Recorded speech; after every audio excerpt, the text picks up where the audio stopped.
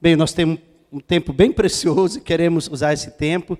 E aperte o cinto, porque nós vamos estar falando de algo muito precioso aqui, que é da palavra de Deus. Uns 2 anos atrás, Deus me deu essa palavra.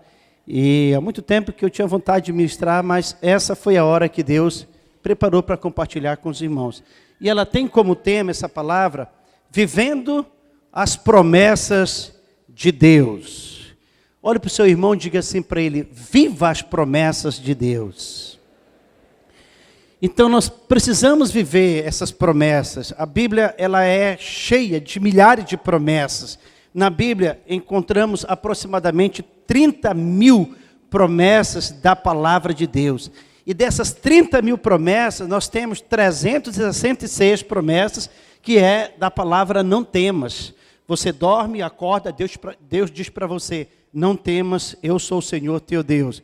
Você dorme e acorda, Ele diz: não tema, eu estou contigo. Você dorme e acorda, Ele diz: não tema, eu te tomo pela mão direita e te sustento. Você dorme e acorda, Ele diz: não tema, eu sou a tua sombra e a tua direita. E assim, meu irmão, 366 promessas. Pastor, se o ano tem 365 promessas de não temas, por que existe 366 promessas? Porque até para aqueles, irmão, que nasceram dia 29 de fevereiro, Deus não esqueceu dessa pessoa. Deus não esqueceu. Deus diz para essa pessoa: não tema, eu estou contigo. Eu te amo do mesmo jeito. Então, para Deus não importa, você foi nascido e criado e foi projetado no calendário de Deus. Então, tem tantas promessas. Deus tem promessa para vivermos a vida toda abençoados. Só não é feliz, só não é abençoado quem não quer. Porque Deus tem promessa para viver a vida inteira. A vida inteira, desde que você nasceu, já viveu uma vida abençoada, até naquele dia que o Senhor tomar para si. Então é promessa, querido, é promessa de todo tipo, de toda qualidade, promessas e mais promessa para você. Então eu quero compartilhar alguns textos bem rapidamente.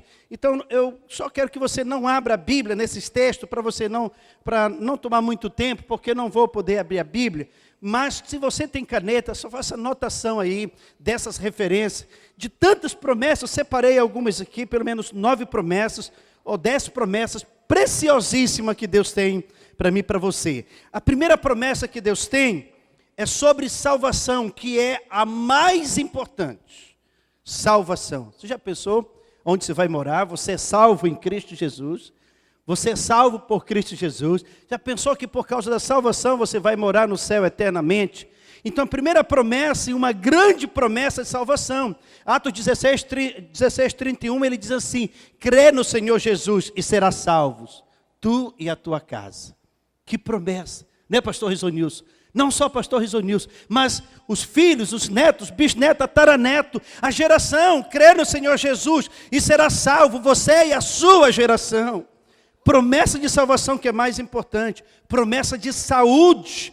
Isaías capítulo 53, o verso 5, mas ele foi traspassado e moído pelas nossas transgressões, e nós o reputávamos por aflito de Deus e oprimido. Uma vez ele foi traspassado, ele levou sobre si as nossas enfermidades, e a Bíblia diz nesse texto que Jesus levou sobre si todas as nossas enfermidades.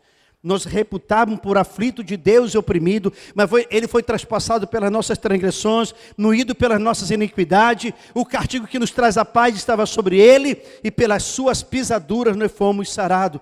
Promessa de cura. Olha outra promessa de cura, Atos 8:17, para que se cumprisse o que fora dito por intermédio do profeta Isaías, ele levou sobre si todas as nossas enfermidades. Que é mais uma promessa de cura. 1 Pedro 12:24, levando ele mesmo em seu corpo sobre o madeiro os nossos pecados, para que nós, que éramos mortos ao pecado, vivamos para a justiça, e por sua chaga fomos sarados. E tem muitas promessas sobre cura. Então vivendo, ou tomando posse, ou vivendo as promessas de Deus.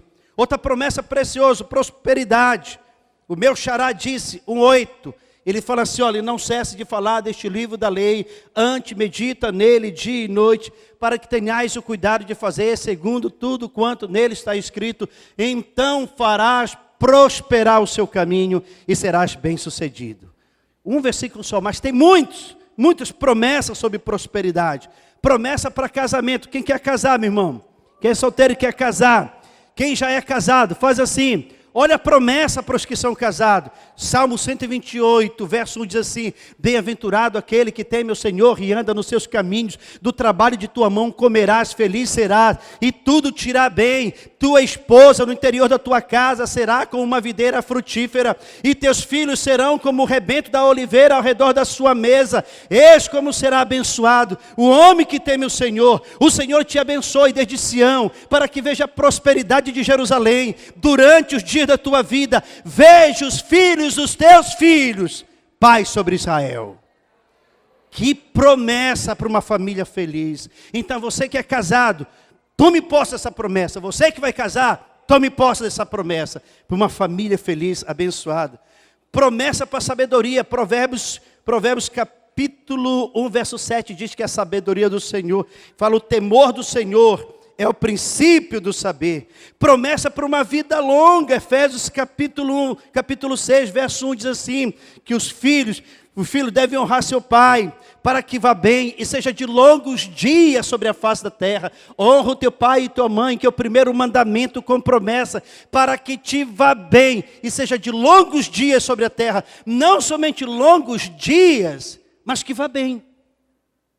Porque não adianta ter longos dias de sofrimento, de angústia, de tristeza. E a promessa de Deus é completa. Ela é completa. É longos dias, mas dias bons.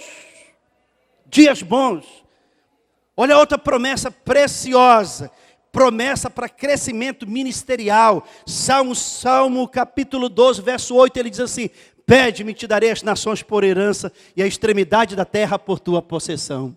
Você que é líder de célula, você que é um líder, toma posse dessa promessa. Você vai crescer muito mais do que os pastores que estão sendo enviados. Você vai ser muito mais usado, você vai ter um rebanho maior. Deus vai te levar para grande cidade, para grandes capitais, para outros países. Toma posse, o mundo e a extremidade da terra, Deus quer te dar por possessão. É promessa de Deus. Irmãos, tem promessa até para ficar bonito. Apesar de que não tem ninguém feio, né? Uns são diferentes do outro. Mas tem promessa para ficar bonito. Provérbios fala que a alegria do coração formoseia o rosto. Então quer ficar bonito, é só sorrir. Dá um sorriso para o seu irmão aí, ó. Você é muito bonito sorrindo. Então o sorriso, ele formoseia o rosto. A alegria do coração, ela formoseia o rosto. Então é só sorrir. Sorrindo é melhor do que ficar triste. Sorrindo é melhor do que estar brabo. Dizem que para ficar com o rosto fechado, assim, brabo, mobiliza 70 e poucos músculos do rosto. Mas para dar um sorriso é só 14. Então é melhor sorrir do que ficar brabo. Promessas para ser bonito. Temos também promessa, como eu já falei, promessa para um crescimento ministerial. Mas também tem aqui uma promessa para comer o melhor. Isaías capítulo 1, verso 19, ele diz: se quiserdes e me ouvirdes, comereis o melhor dessa terra. Não sei como é que está a sua geladeira, mas se sua geladeira parece o rio Tapajós, Deus quer tirar a água, Ele quer colocar suco, Ele quer colocar maçã, pera, kiwi, caqui, Ele quer colocar todo tipo de fruta. Se você está cheirando a linguiça e comendo a farinha, Deus quer te dar filé mignon, picanha gorda. Deus quer te dar o melhor. Deus quer te dar o melhor. Se quiserdes e me ouvirdes, comereis o melhor dessa terra. Tem tantas pessoas que não temem a Deus e comem o melhor. Por que eu, como filho, não vou comer o melhor? É promessa de Deus. É promessa de Deus. Agora que vou começar a pregar, irmãos, apesar do pouco tempo que tem. Só estava dando uma introdução. Aqui nós vemos uma das maiores promessas que Deus fez a Abraão, é que ele faria dele uma grande nação. E você sabe a história de Abraão. E para respaldar isso, Jeremias 1,12, Deus disse assim: eu velo sobre a minha palavra para cumprir. Querido, se Deus prometeu algo para você, Ele cuida das promessas dele. Ele vela pela sua palavra. Ele vela pela sua promessa. Se ele prometeu que ele ia te salvar como ele te salvou. Se ele prometeu que ele vai salvar a sua família, ele é fiel para cumprir as suas promessas. Mas pastor, está demorando, acho que já passou o tempo, está demorando muito. Irmãos, Deus só faz as coisas nas horas propícias. O tempo de Deus não é o nosso tempo, nem o nosso tempo é o tempo de Deus. Deus só faz as coisas nas horas exatas. Parece que está demorando, mas ainda não chegou a hora de Deus. E vai chegar. O choro pode durar a noite, mas a alegria vem ao amanhecer. Está amanhecendo na sua vida. A hora propícia vai acontecer. Sabe qual era a hora propícia de Marta e Maria? Era enquanto Lázaro estava doente que ela mandou avisar Jesus. Sabe qual era a hora propícia de Marta e Maria? Era quando Lázaro morreu e ainda estava 3 dias morto. Porque durante 3 dias, segundo o pensamento, além de pensamento, a crença dos judeus, é que durante 3 dias após a pessoa morrer, o espírito ainda ficava no corpo daquela pessoa. Então, eles acreditavam que Jesus, se Jesus viesse, mesmo depois de morto, mas em 3 dias, poderia acontecer o milagre. Mas o tempo de Marta e Maria era esse. Mas o tempo de Jesus era outro. Não era quando ele estava doente. Não era no primeiro, no segundo e no terceiro após ter morrido. O tempo de Jesus era no 4º dia, quando toda a esperança havia acabado, quando toda a fé havia acabado, quando não tinha mais solução, quando o corpo estava no estado de decomposição. Foi nessa hora que Jesus se manifestou, no tempo propício, no tempo exato, para se revelar que Ele é o Deus Todo-Poderoso. Talvez algumas coisas na sua vida você acha que morreu, Ele vai ressuscitar. Talvez algumas coisas da sua vida você acha que já perdeu, Ele vai trazer de volta. Ele vai chamar à existência as coisas que não existem, porque a hora que Ele chegar, que Ele tocar no mar, o mar vai se abrir. Que Ele tocar no esquife, o morto vai levantar. Que Ele dá ordem para a água, vai se transformar em vinho. Então sua vida vai dar glória a Deus. Deus promete a Abraão e Deus vela pela sua palavra para cumprir. Nós, como eu falei, nós temos muitas promessas na Bíblia, milhares de promessas. Pastor, para que essas promessas na minha vida se tornem real, se materialize, quais são as coisas que eu tenho que fazer? Diz o pastor Eibe que a salvação, e está na Bíblia, a salvação ela é de graça. Pela graça sois salvos. Alguém que está aqui já pagou alguma coisa para ser salvo? Quanto você deu para Jesus te salvar? Nada, pelo contrário, Ele pagou por mim e por você, e pagou caro, com a própria vida, derramando o seu sangue. Mas, o pastor Eibe diz o seguinte, que a salvação ela é de graça, mas ela não é barata. Ela não é barata, tem um preço. Qual é o preço, pastor?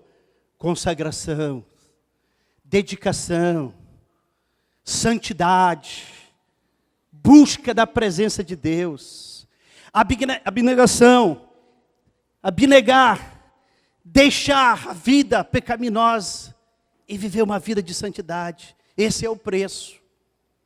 Então, quais são as condições para mim usufruir dessas promessas? Primeira, honrar. Honrar. Honrar significa respeitar, submeter-se, distinguir, fazer diferença, reconhecer, exaltar o nosso Deus acima de todas as coisas.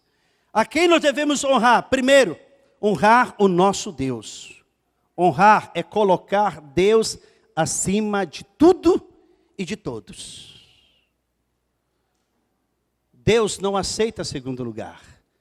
Ele é alfa e ômega, Ele é o A e o Z, e Ele deve ter primazia na nossa vida. Então honrar a Deus, como que temos honrado a Deus? Honrar é não igualar o nosso Deus como os outros deuses falsos, como as coisas que nós temos. Sabe qual é o maior mandamento? E o primeiro mandamento, amar a Deus sobre todas as coisas. Sobre todas as coisas, acima de todas as coisas, em primeiro lugar. E segundo, amar o próximo como a si mesmo. E segundo o Evangelho de São Josué, de Santarém, também é amar a si mesmo. Mas sabe o que o ser humano fez com o mandamento de Deus? O mandamento de Deus, que era amar a Deus sobre todas as coisas, o próximo como a ti mesmo, pegou o mandamento de Deus e fez isso, ó. Amar a mim mesmo em primeiro lugar. Depois, amar o meu próximo, convidando para ir para uma praia, para ir assistir um jogo. E terceiro, se tiver um tempinho, ir na casa do Senhor. Então, como nós temos honrado a Deus? Deus é digno de ser distinguido. Se Ele é Senhor, então as pessoas precisam conhecer Ele como nosso Senhor. Ser distinguido de todo e qualquer Deus ou coisas que há na nossa vida. Por ser Ele o Deus Todo-Poderoso, o Criador de todas as coisas. Se Deus não faz diferença na nossa vida, então não honramos a Deus de verdade. Certa vez, quando Moisés, Deus disse para Moisés, vai no Egito e liberta meu povo. E Moisés chegou para Deus e disse assim, Senhor, e se eles porventura perguntarem para mim, quem te enviou? O que eu vou falar? E Deus disse assim, você faz o seguinte, se te perguntarem quem te enviou, tu diz assim, o eu sou me enviou. O eu grande eu sou o Senhor, eu sou Deus Todo-Poderoso, eu sou onisciente, eu sou onipotente, eu sou onipresente, eu sou o único Deus verdadeiro. Então digo, eu sou me enviou, e eles vão me entender. Então, querido, uma boa pergunta para mim e para você. O eu sou, Ele é o nosso Senhor? Se Deus não faz essa diferença na nossa vida entre as coisas e até outros deuses, então nós não honramos a Deus de verdade. Como devemos honrar? Nós vemos aqui nesse versículo, mas olha o que diz em Malaquias capítulo 1, o verso 6. Capítulo 1, verso 6, ele diz assim, o filho honra o pai, o servo ao seu senhor. Se eu sou pai, onde está a minha honra? E se eu sou o Senhor, onde está o respeito para comigo? Como devemos honrar o Senhor? Com os nossos bens. Provérbios capítulo 3, verso 9 diz, honra o Senhor com os teus bens e com as primícias de toda a tua renda. Honrar o Senhor com nossos bens. Honrar o Senhor pelo zelo da sua casa. Como que honramos a Deus? Se nós pegamos algo que nós ficamos mastigando, aquela goma de chiclete, como que honramos a Deus depois colocamos na cadeira, debaixo da cadeira? Pastor, você acha que tem a ver? Tem sim, é a casa de Deus. Essas cadeiras que você está sentado, foi Deus que nos deu. E olha o que ele diz em 1 Pedro capítulo 3, verso 13, ele diz assim, quem há de vos maltratar, se for zeloso do que é bom. Cuide daquilo que Deus nos deu. Isso é honrar a Deus. Isso é honrar a Deus. Se você vê papel de bombom, chiclete, alguma coisa, pipoca, banana frita, vê alguma coisa assim, então ajunte, coloque no lixo. Tem lugares para colocar lixo. A casa de Deus não é casa de lixo. É casa onde os santos se reúnem para exaltar e glorificar o nome do Senhor. Isso aqui vai ficar, mas até que Jesus volte, irmãos, como igreja nós temos que zelar das coisas de Deus. Das coisas de Deus. Isso é honrar a Deus. Honrar a Deus como testemunha, como cristão. Jesus disse que nós somos, Atos 1:8, ele fala, e sereis minha testemunha, tanto em Jerusalém como na Judéia, Samaria e até os confins da terra. Ser uma testemunha autêntica, verdadeira, fiel ao Senhor, justa, santa, ao ponto de que as pessoas possam confundir quem vai andando ali. É Jesus ou é José? As pessoas poderem olhar para mim, para você, e ver uma vida exemplar como testemunha de Cristo. Honrar a Deus em ser fiel na sua palavra, meditar na palavra dia e noite, e ter o cuidado, praticar ela, o que nela está escrito, para que se cumpra a sua promessa da nossa vida, promessa de prosperidade, de salvação, de saúde, de alegria, de paz, de tudo aquilo que nós precisamos. Isso é honrar ao Senhor. Qual outra área que nós precisamos, querido? Qual outra condição que nós precisamos ter para desfrutar dessas promessas de Deus? Também honrar nossos pais, por ser a nossa cobertura direta, debaixo de Deus, sobre nós. E a Bíblia diz em Efésios, o versículo que eu citei: filho, obedecei vossos pais no Senhor, pois isto é justo. Honra o teu pai e tua mãe, que é o primeiro mandamento com promessa, para que te vá bem e seja de longos dias sobre a terra. Querido, deixa eu falar uma coisa muito importante para nós. A medicina tem nos ajudado muito, muito. Olha, não come tanta gordura, não toma muita Coca-Cola, cuidado com chocolate demais. Começa a caminhar, come peixe, não troca Coca-Cola por suco de caju. Então a medicina nos ajuda, mas só Deus tem uma promessa para viver, como diz o versículo, para que te vá bem e seja de longos dias sobre a terra, é honrar pai e mãe. Honra pai e mãe e siga o que a medicina diz, siga o que seu médico instrui, então você será uma pessoa muito bem-sucedida. Muito bem-sucedida.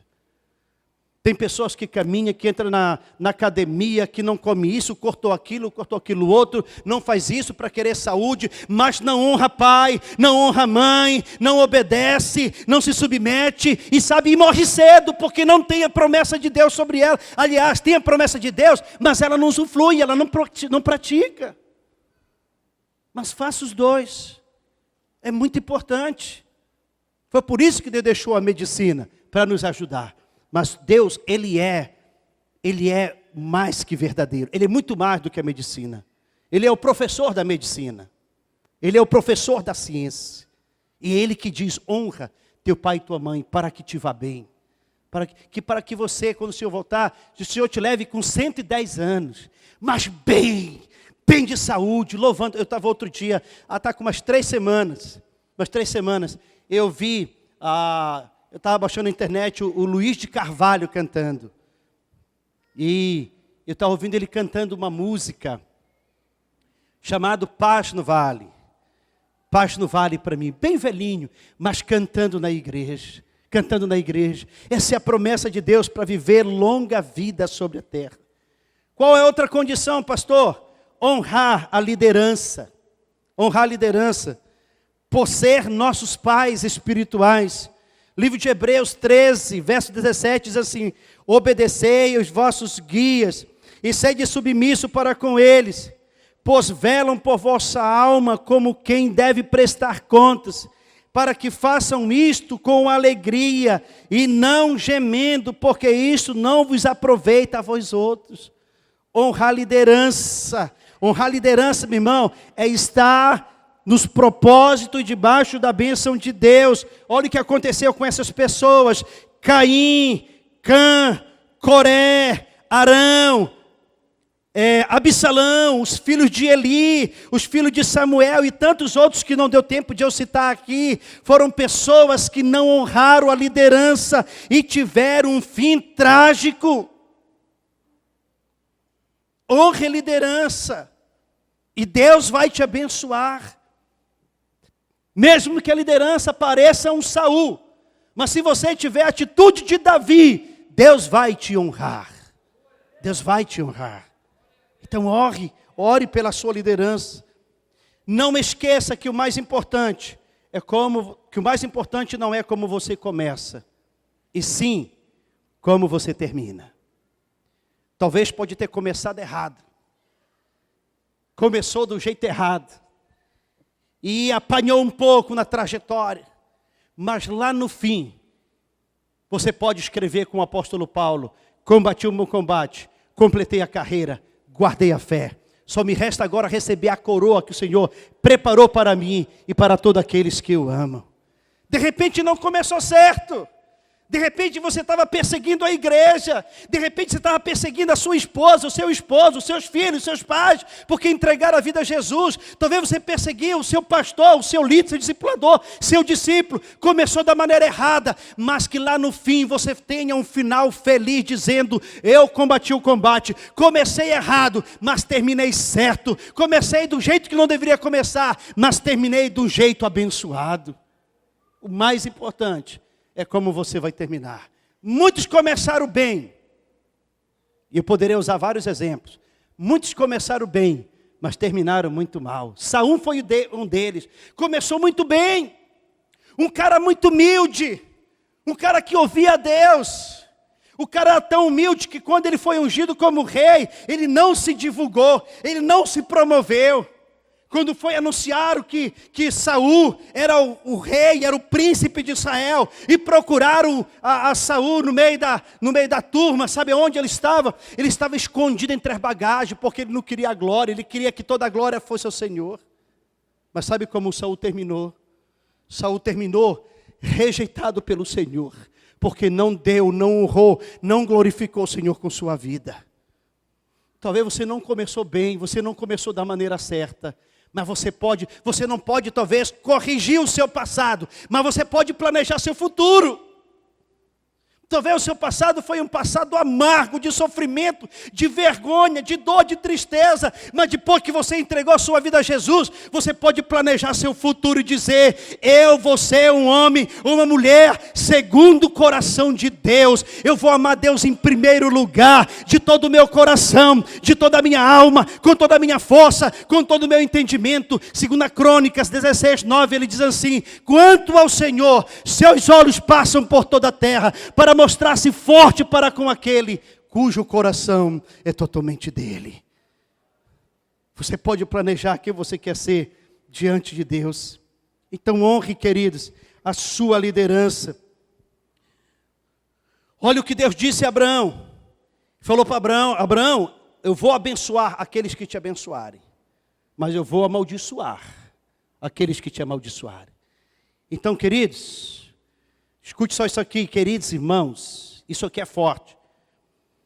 Pois a minha bênção, a sua bênção, ela está condicionada à obediência e à honra à liderança. Se eu abençoar a minha liderança, Deus falou: vou abençoar aqueles que te abençoarem. Ah, mas Deus falou isso para Abraão. Mas eu sou filho de Abraão. Você é filho de Abraão. Eu sou filho de Deus. Você é filho de Deus. O Senhor vai abençoar aqueles que te abençoarem. Mas o Senhor vai se levantar contra aqueles que se levantarem contra você. Então você quer ser abençoado? Então honre sua liderança. Honre seus líderes. A começar dentro de casa, seus pais. A terceira condição que nós temos para receber essas promessas é honrar as autoridades governamentais, as nossas autoridades. Romanos capítulo 13, verso 1 diz assim: que todo homem esteja sujeito a autoridades superiores, porque não há autoridade que não proceda de Deus, e as autoridades que existem foram por Ele instituídas. Então honre as autoridades.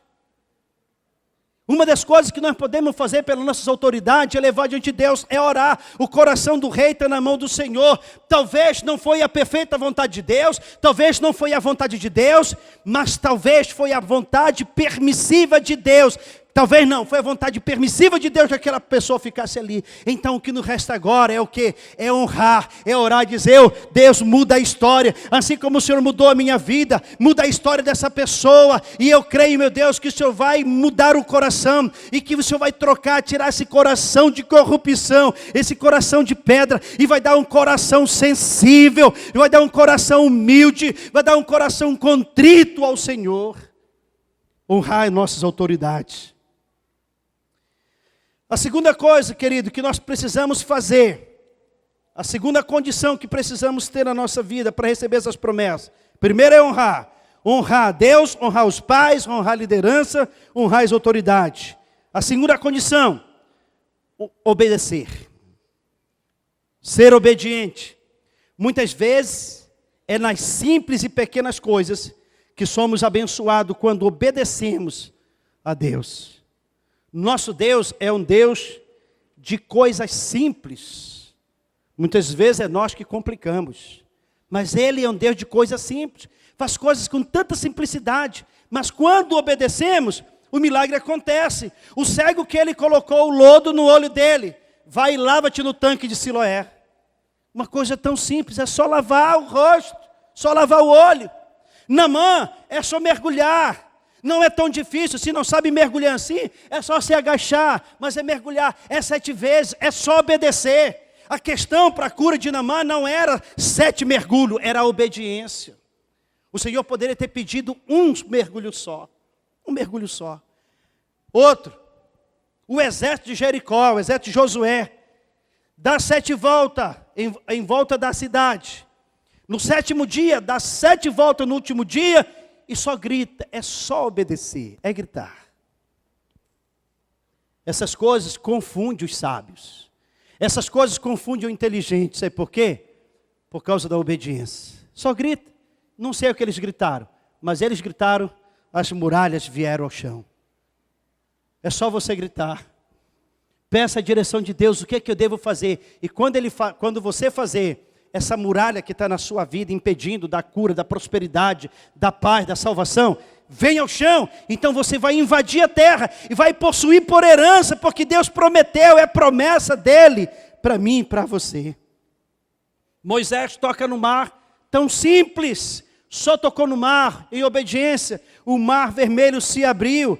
Pedro só desceu da canoa, do barquinho, direcionado por uma palavra de Jesus, só desceu, simples, e andou sobre o mar.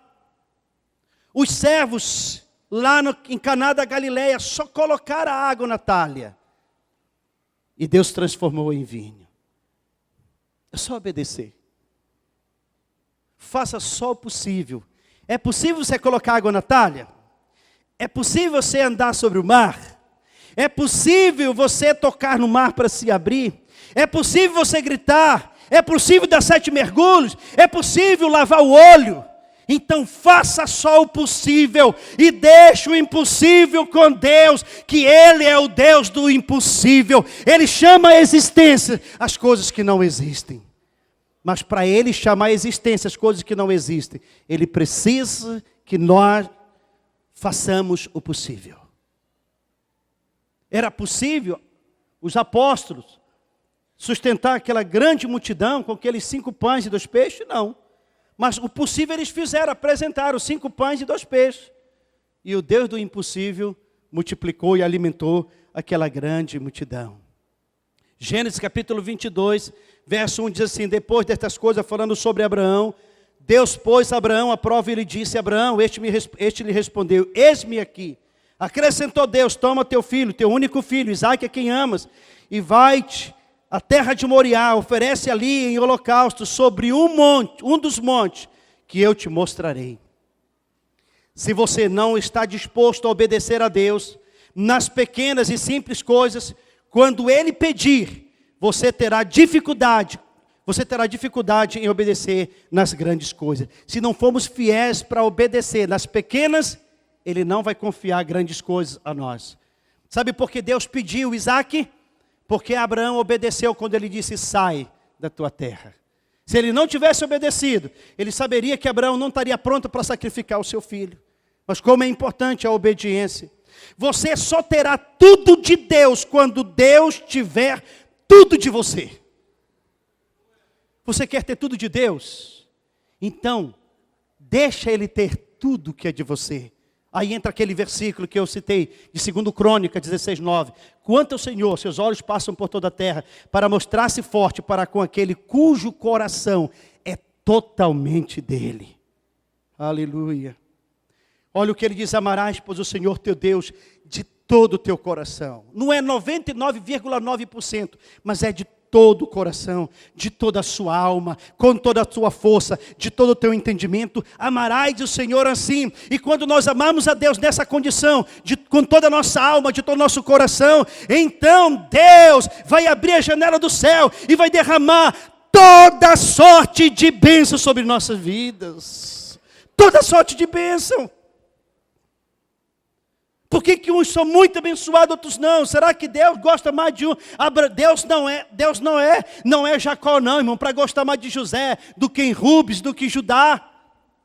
Deus ama cada um de nós com o mesmo amor eterno, com o mesmo amor profundo. A diferença é que tem uns que têm um coração totalmente voltado para Ele, e outros têm uma reserva. Nós temos aqui o exemplo de Abraão, como eu já falei. Quando Deus pede o filho dele, porque ele tinha obedecido quando Deus disse para ele sair da terra. Do seu ponto de vista, quem você acha que foi mais obediente? Abraão ou Isaque? Muitas pessoas podem pensar dessa forma: que sofrimento que Abraão teve. Meu Deus, que luta. Que provação, Senhor. Mas também já parou para pensar que obediência de Abraão. Uma obediência incomparável. Irmão, imagina a luta psicológica que Abraão enfrenta em ter que sacrificar seu filho. E era o único filho, o filho da promessa. Mas ele já tinha oferecido o sacrifício. Ele já tinha renunciado a algumas coisas. Então para ele, isso aqui, ele ia fazer com certeza. Mas o que me chama muita atenção é a obediência de Isaac. Para mim, no meu ponto de vista, Isaac tinha uma obediência muito mais elevada do que a obediência de Abraão. Porque Isaac não era um bebê. Isaac já era um rapaz. Tanto que quando eles chegaram perto do monte, o que Abraão diz para os seus servos? Vocês fiquem aqui. Eu e o rapaz, nós vamos subir ao monte. E tendo adorado a Deus, nós voltaremos. Mas sabe o que Abraão faz? Vem cá, Isaac, meu filho, já era um rapazinho. Abraão pega o feixe de lenha e coloca no ombro de Isaac. Você vai levar o feixe de lenha. E era aproximadamente 800 metros de altura esse monte. 800 metros. Então você vai levar lenha. Como eu já estou mais para lá do que para cá, Isaac, eu vou levar o cutelo e o fogo. É mais leve. Agora imagina aquele garoto subindo, carregando o feixe de lenha. Sabe por quê, irmão? Isaac, ele tipifica a Jesus. Ele simboliza Jesus. Assim como Jesus carregou a cruz em direção ao Gólgota, Isaac carrega o feixe de lenha até o seu sacrifício. A diferença é que lá para Jesus não tinha mais cordeiro que pudesse resolver o problema. Milhares e milhares de cordeiros foram sacrificados. Derramaram sangue, mas não resolveu o problema. Só Jesus, que era o único cordeiro de Deus que tira o pecado do mundo. Não tinha substituto para ele. Mas por causa da obediência, quando Isaac chega lá, em cima do monte, e o Abraão olhando para Isaac, e o Isaac prepara ali o holocausto, monta as pedras, coloca a lenha, coloca o fogo. E ele olha para o pai e diz assim: pai, tudo está pronto, está preparadinho. Está aqui a lenha, está aqui o fogo, o altar preparado. Mas cadê o cordeiro para o sacrifício? Você acha que Isaac não entendia? Você acha que Isaac não sabia? Ele sabia sim. Ele tinha já uma idade suficiente para entender o que era sacrifício. Ele sabia o que ia acontecer. E quando ele faz essa pergunta, eu posso imaginar, querido, que Abraão pasmou. O que eu vou responder para o meu filho? Talvez ele até virou de costa com o filho, mas de repente ele cria força, olha para o filho, talvez chorando, ou talvez não. Ele diz assim: Isaac, Deus proverá o sacrifício para si. Deus proverá o cordeiro. Mas o Isaac disse assim: não, pai, eu entendo o que o senhor quer dizer. Eu entendo. Aqui não tem nenhuma fazenda, não tem quem empreste para nós um cordeiro. Pai, faz o seguinte, o Deus que o senhor se relaciona com ele é meu Deus. Ele é meu Deus. Eu vejo a sua intimidade com ele. Então faz o seguinte, pai, amarra-me aqui logo, me coloca aqui em cima do altar. E quando o Abraão faz isso, que coloca o filho, e que ele vai imolar, pega o cutelo, aí você já sabe a história. Deus brada do céu dizendo: Abraão, não faça isso não. Não faça mal nenhum teu filho. Eu entendi. Matei a charada. Você me ama. Mas eu fico impressionado porque esse jovem querido, ele poderia ter descido às pressas, deixado o velho sozinho no monte. Por que Isaac não faz isso? Porque Isaac tinha um coração obediente. Não era tão difícil para Abraão obedecer. Porque Abraão não era o sacrifício, Abraão ia sacrificar, mas quem era o sacrifício era Isaac. Era Isaac. É por isso que em Romanos capítulo 12, o apóstolo Paulo diz o seguinte: Rogo-vos, pois, irmãos, pela misericórdia de Deus, que apresentei o vosso corpo por sacrifício. É uma coisa você oferecer sacrifício, mas é outra coisa nós sermos os próprios sacrifícios. É você estar no lugar de Isaac, é você estar no lugar de Jesus. Foi por isso que Jesus chorou, porque não tinha ninguém para ser substituto a Ele. Era Ele mesmo. Então, se você quer receber as promessas de Deus, então é questão de obediência. Obedeça e Deus vai te honrar. Deus vai te abençoar. Você acha que foi fácil para o moço Isaac ter que carregar a lenha, no qual ele mesmo seria o cordeiro, ser colocado ali para ser sacrificado? Saiba de uma coisa, onde a sua fé não te leva, a sua obediência vai fazer você chegar lá. Aonde a sua fé não te levar, obedeça. Faça como Jó, mesmo que eu não entenda e não compreenda, eu vou ser fiel. Eu vou ser fiel. Tem coisas que nosso pastor fala, que muitas vezes nós não entendemos. Nós vamos ser fiel, vamos ser sinceros, vamos ser honestos, vamos ser leal. Porque a nossa obediência vai fazer nós chegarmos lá onde Deus quer que chegamos. Então, diante dessas coisas, queridos, só nos resta 3 coisas a fazer. Primeiro, obedecer. Segundo, obedecer. Terceiro, obedecer. Olha o que Jesus disse em João capítulo 17. Eu te glorifiquei na terra, consumando a obra que me confiaste para fazer. Pai justo, o mundo não te conheceu, eu porém te conheci. Você conhece a Deus? Você conhece a Jesus? Isaac não teve problema porque ele conhecia o Deus do seu pai. Eu porém te conheci. E também estes compreenderam que tu me enviaste. E verso 8 de Filipenses 2 diz: a si mesmo se humilhou até a morte e morte de cruz. Queridos, e a última coisa, a última condição para receber essas promessas: ande na verdade. O Jolevita pode subir, ande na verdade. Olha o que ele diz aqui em João, 3 João, verso 4, ele diz assim: não tenho maior alegria do que esta, de saber que meus filhos andam na verdade. Honre a Deus, obedeça seus pais, honre seus pais, honre sua liderança, honre sua autoridade, e você vai ver a glória de Deus sobre sua vida. E segundo, ande na verdade. Não tem maior alegria do que esta. É andar, é saber. Deus falando assim: meus filhos andam. Eu admiro, olha o que Deus disse. Quando Satanás se apresentou no céu, e Deus olhou para Satanás e disse: de onde é que você vem? Eu posso até imaginar que talvez Deus falou mais coisa para Satanás. Peraí, eu te joguei daqui, eu vi você caindo como um relâmpago. De onde é que você vem?